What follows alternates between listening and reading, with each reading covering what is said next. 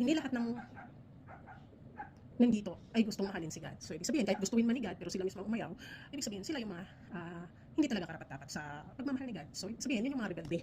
Mga rebelding tao, mga rebelding kaluluwa na buhay. Yung iba, possess. So, kaya hindi rin nila, kumbaga, sila mismo din, yung katawan nila, yung kaluluwa nila is already gone.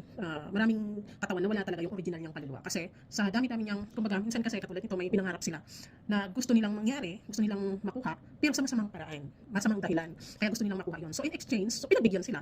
Kahit na dinadasalan nila si God, pero ang nakikinig sa kanila, hindi si God. Kasi si God hindi naman nakikinig sa mga masasamang dasal. Dalawa kasi ang nakikinig. Ang pwede, nakadepende kasi kung anong lumabas sa bibig mo, kung kasamaan yan, yun yung ini-invite mo sa harapan mo na energy.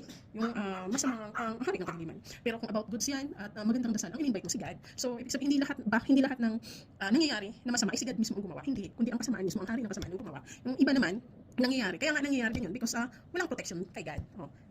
Bakit tayo din mismo minsan naabibiktima? Kasi nakadisalign tayo, hindi tayo nakakunik kay God. Pero if we are connected with God, we're automatically protected. So that's why it's important to have a good connection and relationship with God. Kasi hindi lahat ng sakit, hindi lahat ng depression, hindi lahat ng anxiety, hindi lahat ng problema ay totoong problema, totoo. Hindi lahat yun ay totoo. Kasi yung iba is attack.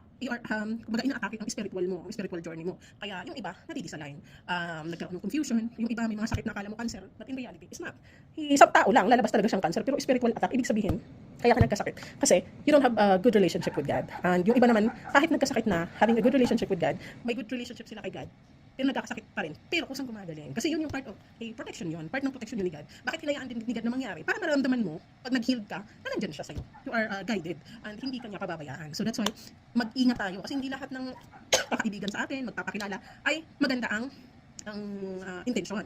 Yung iba talaga is they're just making friends with you to steal what you have at para sirain yung mission mo kay God at para kumbaga i-disalign ka niya. Gagawa sila ng strategies na yung palalabasin nila na masama yung maging mabuti. Kasi yung kabutihan na gagawin mo sa kanila, gagamitin nila yon. Ang kahinaan mo, lakas mo, gagamitin nila, i-drain. Kumbaga parang linta ba, isasak nila yon. Hindi naman lahat ng linta, may good side naman, pero yung bad side ng linta, yun sila.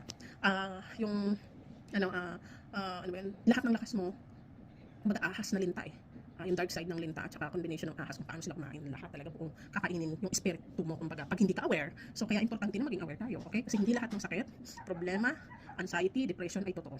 Yung karamihan ay spiritual dahil weak yung spiritual natin connection with God. So huwag niyong hayaan na maging mahina kasi marami tayong kalaban na hindi nakikita at mayroon ding maraming kalaban na nagpakilalang kaibigan. Okay, my love, take care, God bless.